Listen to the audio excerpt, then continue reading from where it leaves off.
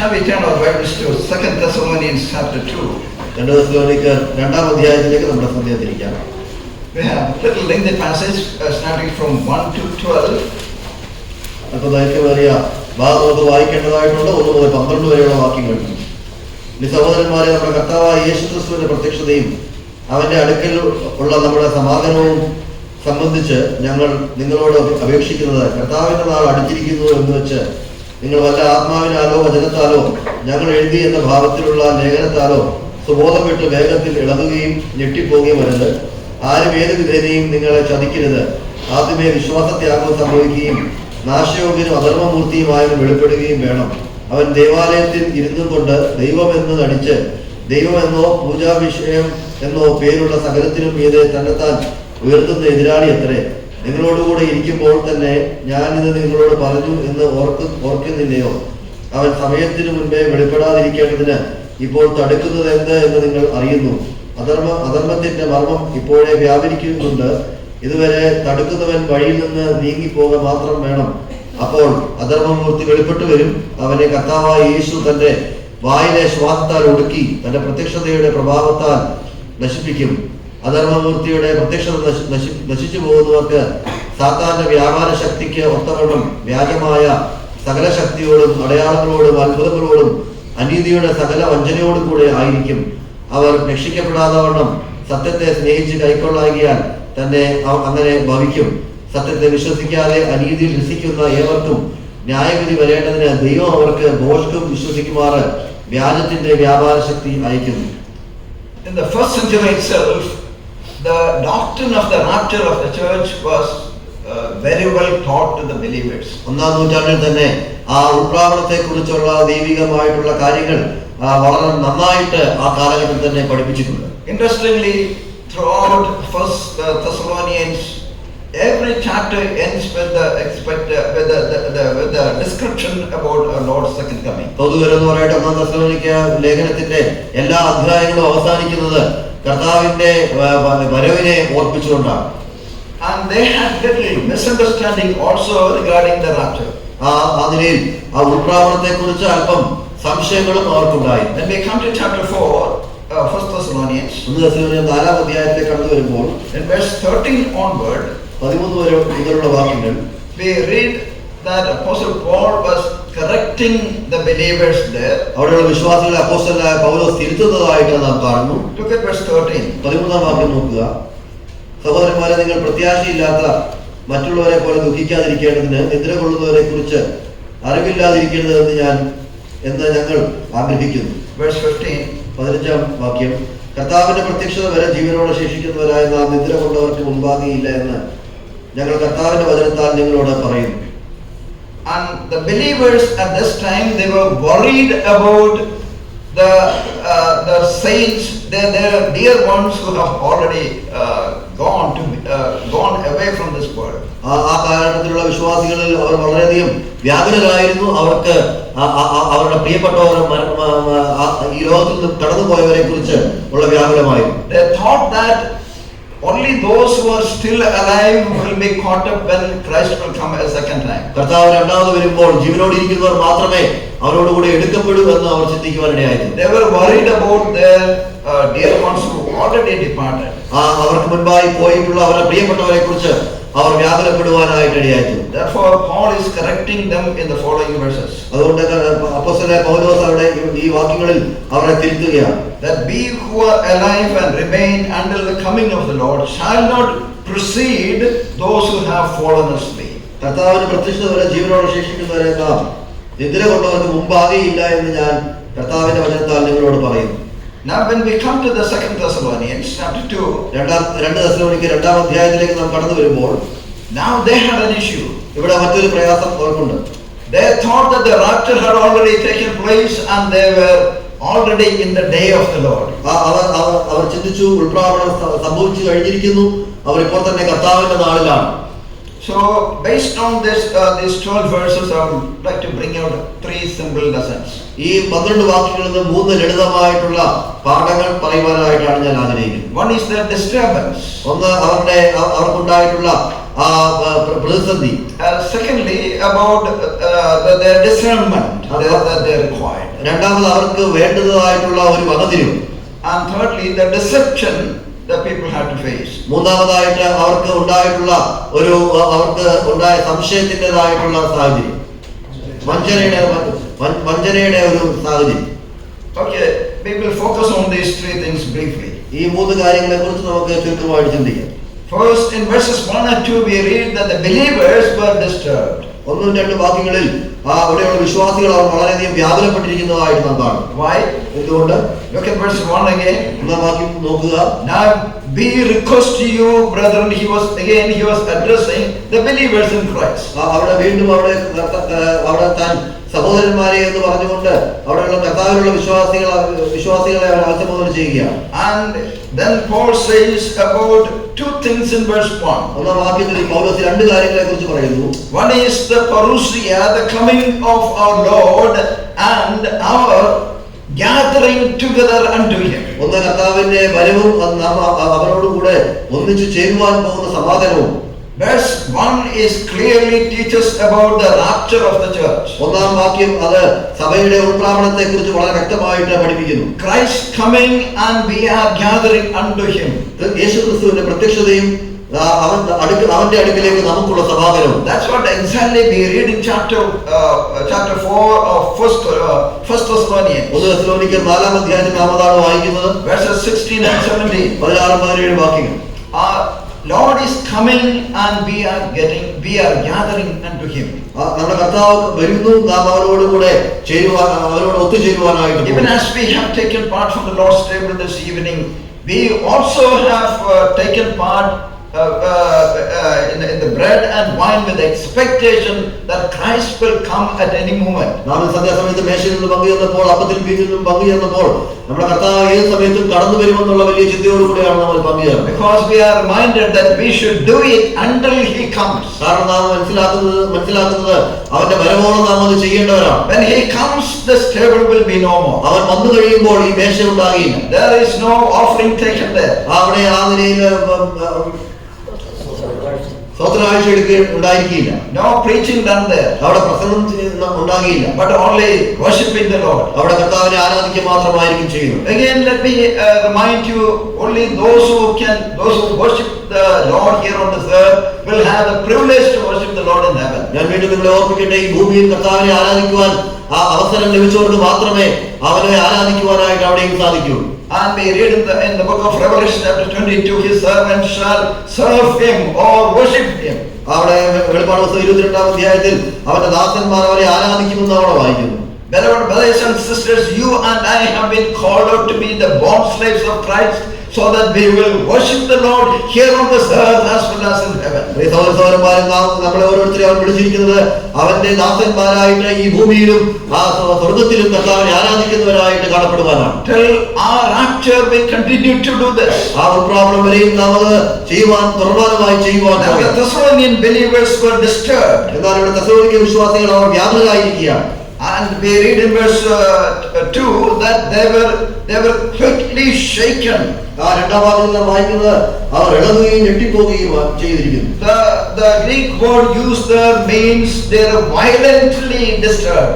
അവിടെ ഗ്രീക്കിൽ ഉപയോഗിച്ചിരിക്കുന്ന വളരെ ദേഷ്യത്തോടുകൂടെ അവർ സുബോധം വിട്ടു പെരുമാറുന്ന സാഹചര്യം ഉണ്ടാകും. And they were so much disturbed. അവർ വളരെയധികം പ്രയാസപ്പെട്ടിരിക്കുകയാണ്. Why? എന്തുകൊണ്ട്? The same verse tells us this. ആ വാക്യം തന്നെ അത് വിവരിച്ച് പറയുന്നു. They were disturbed either by a spirit or a message or a letter, as if from Paul and others. വല്ല ആത്മാവിനാലോ വചനത്താലോ ഞങ്ങൾ എഴുതിയെന്ന ഭാഗത്തിലുള്ള ലേഖനത്താലോ. What is the summary of it? അതിന്റെ ആകത്തുക എന്താണ്? The day of the Lord has come. കർത്താവിന്റെ നാൾ അടുത്തിരിക്കുന്നു.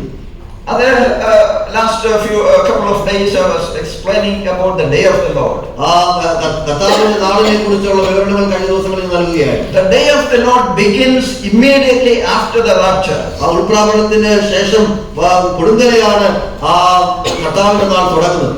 And the day of the Lord shall not start until and unless the rapture takes place. ആ ഉൾപ്രാവണം സംഭവിക്കുന്നത് വരെയും കർത്താവിന്റെ നാൾ തുടങ്ങുകയില്ല. Now these believers were so much shaken and disturbed for the fact that they somehow came to know that Jesus had already come and taken his people. ഇവിടെ വിശ്വാസികൾ വളരെയധികം വ്യാകുലപ്പെട്ടിരിക്കുന്ന സാഹചര്യമാണ്. അവന്റെ ജനത്തെ കർത്താവ് കടന്നു വന്ന് ചേർത്തു എന്ന് അവർ കരുതുന്ന ഒരു സാഹചര്യം ഉണ്ടായി. How did they come to know? അവരെങ്ങനെയാണ് അതിനെ കുറിച്ച് കേൾക്കുവാനിടയായി തീർന്നത്? By some spirit. ചില ആത്മാവിനാൽ. Yeah, by an evil spirit. ആ ഒരു ദുഷ്ട ആത്മാവിനാൽ. A prophet who spoke, prophesied because of a different spirit. വ്യത്യസ്തമായ ഒരു ആത്മാവിനാൽ നിയന്ത്രിക്കപ്പെട്ട ഒരു പ്രവാചകൻ ആ നിലയിൽ പ്രവചിച്ചത് മുഖാന്തരം. Today the whole world is disturbed by the false prophets. കള്ളപ്രവാചകന്മാരാൽ ഈ ലോകം മുഴുവൻ ഇന്ന് ആ നിലയിൽ വ്യാകുലപ്പെട്ടിരിക്കുന്ന സാഹചര്യമാണ്. Even today there are prophets who prophesy about the second coming of Christ and they set a date for his coming. കർത്താവിന്റെ രണ്ടാമത്തെ വരവിനെ കുറിച്ചും കർത്താവ് വരുന്ന തീയതിയെ കുറിച്ചും പ്രസംഗിക്കുന്നതായ ആ നിലയിലുള്ള പ്രവാചകന്മാർ ഈ കാലഘട്ടത്തിലുമുണ്ട്. See the three means of their disturbance. അവർ വ്യാകുലപ്പെടുവാനുണ്ടായ മൂന്ന് കാരണങ്ങൾ ഇവിടെ നോക്കുക. They were disturbed even today also. These are the three reasons why many believers are disturbed. ഇന്നും ഈ വിശ്വാസികൾ അനേകർ ഇതിനെ ഇടങ്ങുവാനും ഞെട്ടിപ്പോവാനും ഒക്കെ ഇടയാകുന്ന സാഹചര്യം ഇത് മൂന്ന് കാരണങ്ങളാണ്. One is some prophets spoken claiming that they were speaking in spirit, in Holy Spirit. അവർ പരിശുദ്ധാത്മാവിനാലാണ് സംസാരിക്കുന്നതെന്ന് അവകാശപ്പെടുന്ന ചില ഈ കാലഘട്ടത്തിലെ പ്രവാചകന്മാർ. Remember, that's a false spirit. എന്നാൽ നിങ്ങൾ ഓർക്കുക, അത് ഒരു തെറ്റായിട്ടുള്ള ഒരു ആത്മാവാണ്. Secondly, a message. രണ്ടാമത് സന്ദേശം. Today the message is being spread all over. ഇന്ന് വചനം അത് വളരെയധികം നന്നായിട്ട് പരക്കുന്ന സാഹചര്യം. There are false messages being spread. തെറ്റായിട്ടുള്ള സന്ദേശങ്ങൾ പരക്കപ്പെടുന്നു. Thirdly, a pseudo writing. മൂന്നാമത് അവിടെ എഴുതിയിരിക്കുന്ന ഒരു എഴുത്തിനെ കുറിച്ചാണ് പറയുന്നത്. They had received a letter as if the letter had come from Paul. പൗലോസിൽ നിന്ന് ലഭിച്ചു എന്ന് തോന്നത്തക്കവണ്ണം ഉള്ള ഒരു കത്ത് അവർക്ക് ലഭിച്ചിരിക്കുകയാണ്. Even in the first century it was so much normal that the believers started receiving the letters from different sources as if they came from one of the apostles. ഒന്നാം നൂറ്റാണ്ടിൽ അപ്പോസ്തലന്മാരുടെ കരങ്ങളിൽ നിന്ന് ലഭിച്ച കത്തുകൾ എന്നുള്ള വ്യാജേന അവർക്ക് ആ കാലഘട്ടത്തിൽ വിശ്വാസികൾ കത്തുകൾ ലഭിക്കാറുണ്ടായി. Beloved, you and I should be careful about the spirit now is controlling the Christianity. ക്രിസ്തീയ ലോകത്തെ നിയന്ത്രിക്കുന്നതായിട്ടുള്ള ആത്മാവിനെ കുറിച്ച് നാം വളരെയധികം അറിവുള്ളവരായിരിക്കും. They have a different spirit altogether. അവർക്ക് തീർത്തും വ്യത്യസ്തമായിട്ടുള്ള ഒരു ആത്മാവുണ്ട്. Now the Thessalonian believers also were disturbed. ഇവിടെ തെസ്സലോനിക്ക വിശ്വാസികൾ വാതിലിൽ വ്യാകുലപ്പെട്ടിരിക്കുകയാണ്. Two words are used in verse 2. രണ്ടാം വാക്യത്തിൽ രണ്ട് വാക്കുകൾ ഉപയോഗിക്കുന്നു. They were shaken and further we read that their commerce was disturbed. അവിടെ നാം വായിക്കുന്ന രണ്ട് വാക്കുകളുണ്ട്. അവർ ഇളകുകയും ഞെട്ടിപ്പോവുകയും. So they were so much disturbed. അവർ വളരെയധികം പ്രയാസപ്പെട്ടിരിക്കുകയാണ്. You know the amount of the turmoil that they were going through. അവർ കടന്നു പോകുന്ന ആ പ്രയാസത്തിൻ്റെതായിട്ടുള്ള പാരമ്യം നമുക്കറിയാമോ. They had left everything. Some of them might have lost their dear ones. They were martyred for the sake of the gospel of Christ. അവരെല്ലാം വിട്ട് അതിൽ ചിലർ ആ കർത്താവിന് വേണ്ടി അവർക്ക് പ്രിയപ്പെട്ടവരെയൊക്കെയും വിട്ടിട്ട് വന്നിട്ടുണ്ടാവാം. They paid a great cost for the discipleship. ആ ശിഷ്യത്വത്തിന് വേണ്ടി വലിയൊരു വില കൊടുത്തവരാണ്. Now they heard that the rapture had already taken place. അവരിപ്പോൾ കേൾക്കുകയാണ് ഉൾപ്രാവണം സംഭവിച്ചു കഴിഞ്ഞിരിക്കുന്നു. And they were already in the day of the Lord. അവർ ചിന്തിക്കുകയാണ് അവരിപ്പോൾ കർത്താവിന്റെ നാളിലാണ്. Therefore, Apostle Paul tells them that you should have discernment. അതുകൊണ്ട് അപ്പോസ്തലൻ പൗലോസ് അവരോട് പറയുകയാണ്, നിങ്ങൾക്ക് ആദ്യം വിവേചനം ഉണ്ടായിരിക്കണം. In verses 3 we read, മൂന്നാം വാക്യത്തിൽ വായിക്കുന്നു, let no one in any way deceive you, for it will not come unless the apostasy comes first. ആരും ഏത് വിധേനയും നിങ്ങളെ ചതിക്കരുത്. ആദ്യമേ വിശ്വാസത്യാഗം സംഭവിക്കുകയും നാശയോഗ്യ അധർമ്മബുദ്ധിമാർ വെളിപ്പെടുകയും വേണം. Okay, so there are two signs of the day of the Lord is mentioned here. ഇവിടെ കർത്താവിന്റെ നാളിന്റെ രണ്ട് അടയാളങ്ങൾ ഇവിടെ പറയുന്നുണ്ട്. There are no signs for the rapture of the church. സഭയുടെ ഉൾപ്രാവണത്തിന് യാതൊരു നിലയിലുള്ള അടയാളങ്ങളുമില്ല. There are no signs for the day of our Lord Jesus Christ. നമ്മുടെ കർത്താവായ യേശുക്രിസ്തുവിന്റെ നാളിന് പ്രത്യേകമായിട്ടുള്ള അടയാളങ്ങളില്ല. As I said earlier, the day of the Lord Jesus Christ refers to the Lord's coming in the middle for the church. ഞാൻ നിങ്ങൾക്ക് ഓർമ്മിച്ചതുപോലെ കർത്താവായ യേശുക്രിസ്തുവിന്റെ നാളെന്ന് പറഞ്ഞാൽ സഭയെ ചേർക്കുവാനായിട്ട് മധ്യാകാശത്ത് കർത്താവ് വരുന്നതിനെ കുറിച്ചാണ് പറയുന്നത്. But this day is talking about the day of the Lord. എന്നാൽ ഇവിടെ പറയുന്നത് കർത്താവിന്റെ നാളിനെ കുറിച്ചാണ്. There are two signs of the day of the Lord is mentioned here. ഇവിടെ കർത്താവിന്റെ നാളിനെ കുറിച്ച് പറയപ്പെടുന്നതായ രണ്ട് അടയാളങ്ങൾ ഇവിടെ പറയുന്നുണ്ട്. Number one, ഒന്നാമതായിട്ട് the appearance of the apostasy. ഒന്നാമത് വിശ്വാസത്യാഗം സംഭവിക്കും. It will not come unless the apostasy comes first. അതൊരിക്കലും ആ വിശ്വാസത്യാഗം സംഭവിക്കുകയില്ല. What is apostasy? എന്താണ് വിശ്വാസത്യാഗം? Apostasy is not some believers backsliding. അത് കേവലം വിശ്വാസികൾ അവർ പിന്നോട്ട് പോകുന്ന സാഹചര്യമല്ല. Apostasy does not refer to any believer. ആ വിശ്വാസത്യാഗം അത് ഏതെങ്കിലും വിശ്വാസികളെ കുറിച്ചല്ല പറയുന്നത്. An apostate is the one who comes very close to the truth and falls away. വിശ്വാസത്യാഗി എന്ന് പറയുന്നത് ശരിയായിട്ടുള്ള വിശ്വാസത്തോട് വളരെ അടുത്ത് വന്നതിന് ശേഷം വീണു പോകുന്നതിനെയാണ്. Probably a person who knows everything intellectually. ഒരു പക്ഷെങ്കിൽ പരിജ്ഞാനത്തോട് വളരെ ജ്ഞാനം അതിനെക്കുറിച്ചുള്ള നല്ല അറിവുള്ള ഒരു വ്യക്തി, but never experienced salvation. എന്നാൽ രക്ഷ അനുഭവസ്ഥമാകാത്ത വ്യക്തി. There are people today in our assemblies. ഇന്ന് നമ്മുടെ സഭയിൽ അങ്ങനെയുള്ള ആളുകളുണ്ട്. Probably they are going to be apostates. അവരൊരു പക്ഷെങ്കിൽ വിശ്വാസത്യാഗികളായി വരാം. And they have full knowledge of the truth. അവർക്ക് സത്യത്തെ കുറിച്ചുള്ള നല്ല അറിവുണ്ട്. Right knowledge will not help you for eternal life. ശരിയായിട്ടുള്ള അറിവ് ഒരിക്കലും നമ്മളെ നിത്യ ജീവനിലേക്ക് നമ്മൾ നയിക്കുകയില്ല. Until and unless you experience salvation, നാം ആദ്യം രക്ഷ അനുഭവത്തിലാക്കാതെ, unless you trust the Lord Jesus Christ for the forgiveness of your sins, നമ്മുടെ പാപങ്ങളുടെ ക്ഷമ ലഭിക്കുവാനായിട്ട് കർത്താവായ യേശുക്രിസ്തുവിൽ നാം ആശ്രയിക്കാതെ, unless you are sure that you are born again, you have become a child of God, നാം ദൈവത്തിന്റെ മകനായി തീർന്നു, നമ്മൾ അങ്ങനെ വീണ്ടും ജനിക്കാതെ, beloved, you have no hope. നിങ്ങൾക്ക് എനിക്കും യാതൊരു പ്രത്യാശയുമില്ല. And you can be hopeful only when you experience salvation in your life. നമ്മുടെ ജീവിതത്തിൽ അതിനെ രക്ഷ അത് അനുഭവിക്കുവാൻ ഇടയായി തീർന്നെങ്കിൽ മാത്രമേ നമുക്ക് ആശയ്ക്ക് വകയുള്ളൂ. You might remember one of my messages where I spoke about 4 different kinds of faith. 4 വ്യത്യസ്തങ്ങളായിട്ടുള്ള വിശ്വാസത്തെ കുറിച്ച് ഞാൻ നിങ്ങൾക്ക് നൽകിയ സന്ദേശത്തെ കുറിച്ച് നിങ്ങൾ ഒരു പക്ഷേ ഓർക്കുന്നുണ്ടാവാം. One is an emotional faith. ഒന്ന് വികാരത്തിന് അധീനമായ ഒരു വിശ്വാസം. A person is emotionally moved and they try to believe in Christ. ഒരു വ്യക്തി വികാരത്തിന് അധീനമായിട്ട് ആ നിലയിൽ കർത്താവിൽ വിശ്വസിക്കുന്ന ഒരു സാഹചര്യം. The other one is an intellectual faith.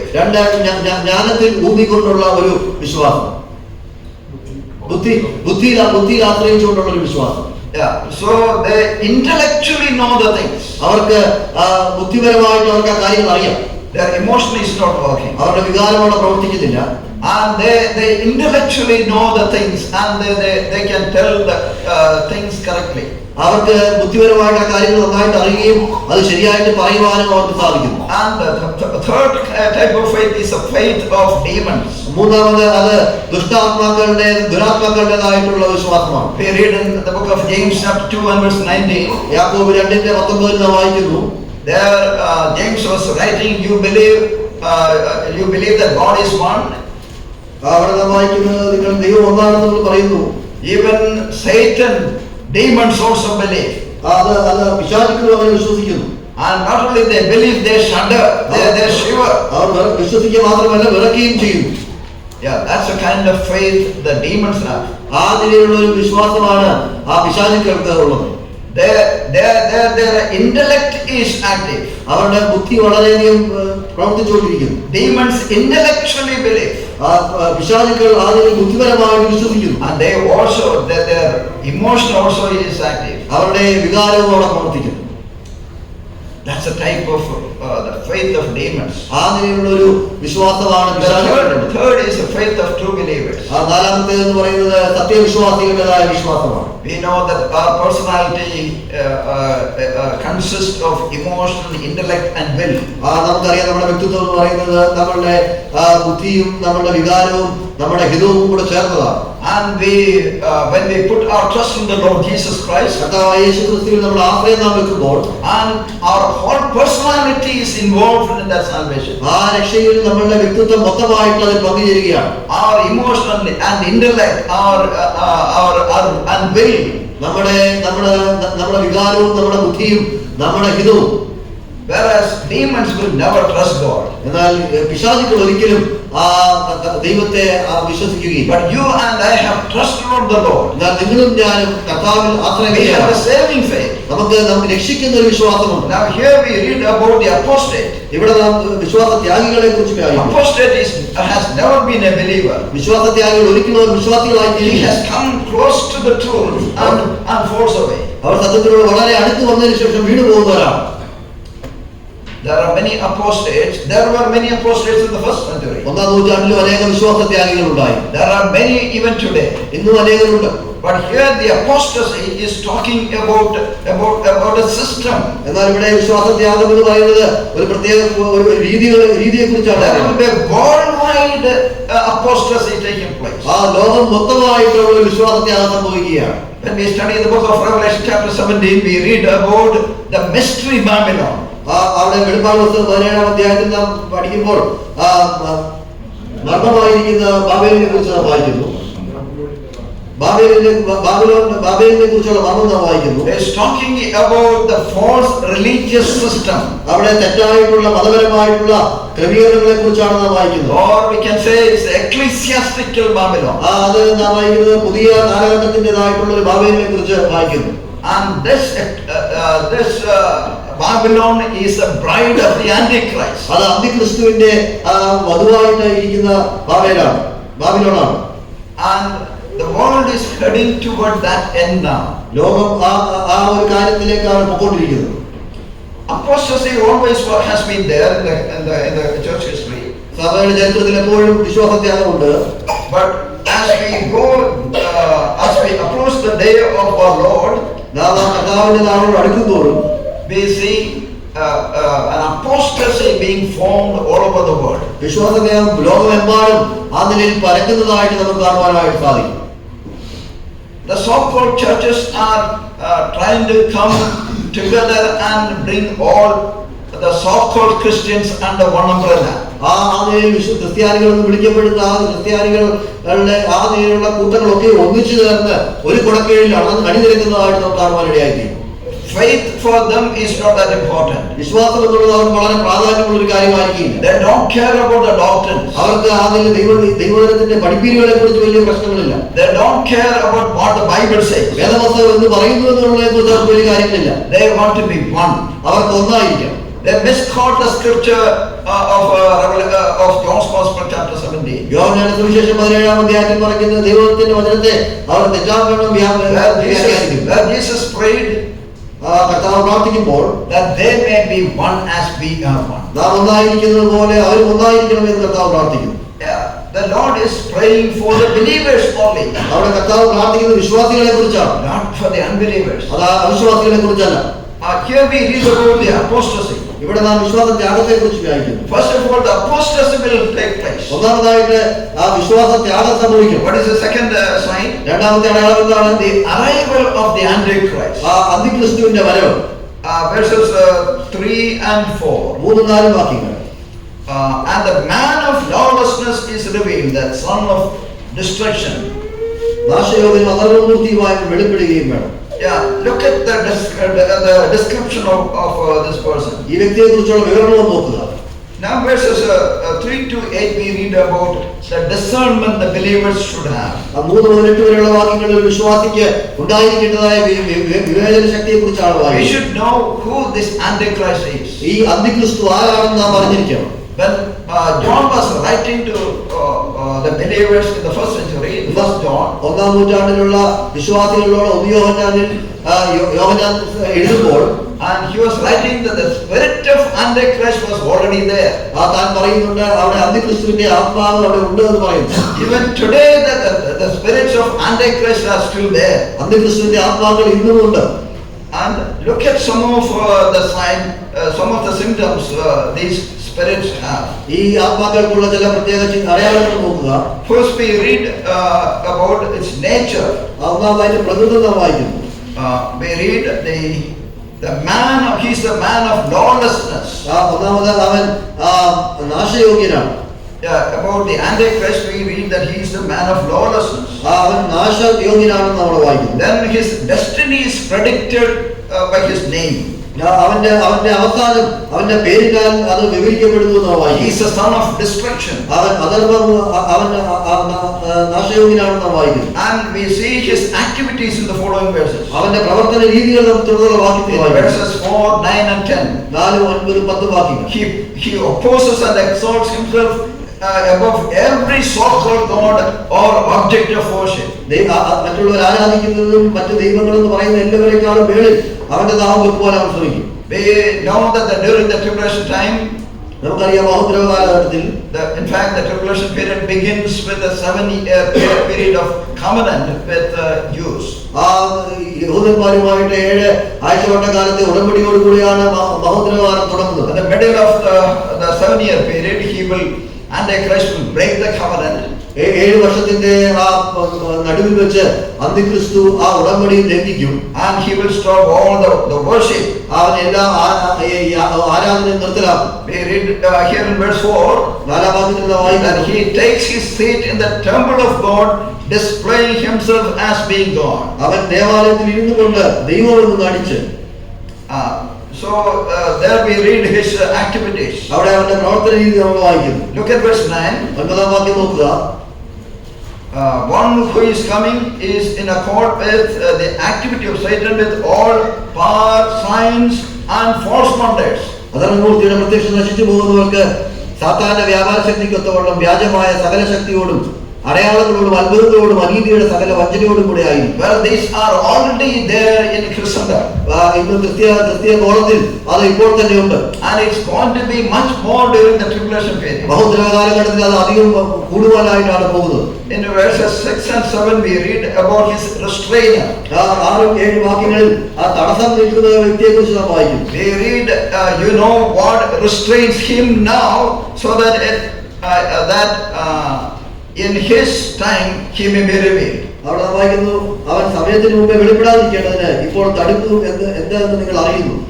Verse 7, 7-ാം വാക്യം. only he who now restrains will do so until he is taken out of the way. അധർമ്മത്തിന്റെ മർമ്മം ഇപ്പോഴേ വ്യാപരിക്കുന്നുണ്ട്, ഇതുവരെ തടുക്കുന്നവൻ വഴിയിൽ നിന്ന് നീങ്ങിപ്പോക മാത്രം വേണം. I believe the restrainer is the Holy Spirit. ഞാൻ വിശ്വസിക്കുന്നു തടുക്കുന്നവൻ അവൻ പരിശുദ്ധാത്മാവാണ്. The Holy Spirit is the restrainer who restrains sin in this world as well as in the church. സഭയിലും ഈ ലോകത്തിലും പാപത്തെ തടുക്കുന്നത് പരിശുദ്ധാത്മാവാണ്. The church, we understand that the church when she is raptured, സഭ അതിനെ ഉൾപ്രാവണം പ്രാപിച്ചു കഴിയുമ്പോൾ the Holy Spirit also will go up with the church. സഭയോട് കൂടെ പരിശുദ്ധാത്മാവും മുകളിലേക്ക് പോകും. Because the very purpose of Holy Spirit coming to this world on the day of Pentecost was to form the church. Pentecost നാളിൽ പരിശുദ്ധാത്മാവ് ഭൂമിയിലേക്ക് കടന്നു വന്നതിന്റെ ഏക ഉദ്ദേശമുള്ള സഭയെ രൂപം കൊള്ളിക്കുക എന്നുള്ളത് മാത്രമാണ്. He sanctifies the church today. അവൻ സഭയെ ഇന്ന് വിശുദ്ധീകരിച്ചുകൊണ്ടിരിക്കുന്നു. And he will present, the Holy Spirit will present the church before the bridegroom, that is the Lord Jesus Christ. കർത്താവായ യേശു ക്രിസ്തുവിന്റെ മുമ്പാകെ സഭയെ അവൻ അവിടെ നൽകുന്നതായിട്ട് നാം കാണും. The world outside the church today is so evil. ആ സഭയ്ക്ക് പുറത്തുള്ള ലോകം അത് വളരെ ദുഷ്ടത നടന്നതാണ്. We read in 1 Corinthians chapter 5 1 കൊരിന്ത്യർ 5-ാം അധ്യായത്തിൽ നാം വായിക്കുന്നു about a wicked man's discipline. ആ ഒരു ദുഷ്ടനായ വ്യക്തിയുടെ പ്രത്യേകമായ പ്രവർത്തന രീതിയെ കുറിച്ച് നാം വായിക്കുന്നു. Paul said, I have decided him to be handed over to Satan. അവൻ സാത്താനെ അവനെ ഏൽപ്പിച്ചു കൊടുക്കുവാനായിട്ട് ഞാൻ ചിന്തിക്കുന്നു എന്ന് പൗലോസ് പറയുന്നു. Once a person is excommunicated from the church, ഒരു വ്യക്തിയെ സഭയിൽ നിന്ന് പുറത്താക്കിയാൽ, once a person is out of the fellowship of the church, സഭയുടെ കൂട്ടായ്മയിൽ നിന്ന് ഒരു വ്യക്തിയെ പുറത്താക്കിയാൽ, remember that he is in the world which is controlled by Satan himself. ഓർക്കുക, ആ വ്യക്തി ലോകത്തിലാണ്, സാത്താന്റെ നിയന്ത്രണത്തിലുള്ള ലോകത്തിൽ. Therefore it's very important that every child of God be in constant fellowship with God's people. അതുകൊണ്ട് തന്നെ ദൈവമക്കളുമായിട്ടുള്ള തുടർമാനമായിട്ടുള്ള ബന്ധത്തിൽ ഒരു ദൈവമകനായിരിക്കണമെന്നുള്ളത് വളരെ പ്രാധാന്യം അറിയിക്കുന്ന കാര്യമാണ്. Once the restrainer is removed, തടസ്സം നിൽക്കുന്നവർ മാറിപ്പോയാൽ, then the Antichrist will appear. അന്തിക്രിസ്തു വെളിപ്പെടും. Then in verse 8 we read, 8-ാം വാക്യത്തിൽ നാം വായിക്കുന്നു, the Antichrist Christ's destiny executed. അന്തിക്രിസ്തുവിന്റെ അവസാനം നമ്മൾ വായിക്കുന്നു. Then we read that the Lord, whom the Lord will slay with the breath of his mouth. അവനെ കർത്താവായ യേശു തന്റെ വായിലെ ശ്വാസത്താൽ ഒടുക്കി. Our Lord is still in control. നമ്മുടെ കർത്താവ് ഇപ്പോഴും നിയന്ത്രണമുള്ളവരാണ്. Even during the tribulation period, മഹോദരവ കാലഘട്ടത്തിലും we see a lot of activities of the Antichrist. അന്തിക്രിസ്തുവിന്റെ അനേക പ്രവൃത്തികൾ നാം കാണും. Ultimately, the Lord is in control. അവസാനമായിട്ട് കർത്താവ് നിയന്ത്രണത്തിലാണ്. Finally, അവസാനമായിട്ട് we'll see the deception we find in this world from verses 10 to 12. 10 മുതൽ 12 വരെയുള്ള വാക്യങ്ങളിൽ അവർ വഞ്ചിക്കപ്പെടുന്നതായിട്ട് നാം കാണും. And with all the deception of wickedness for those who perish, because they did not receive the love of the truth, so as to be saved.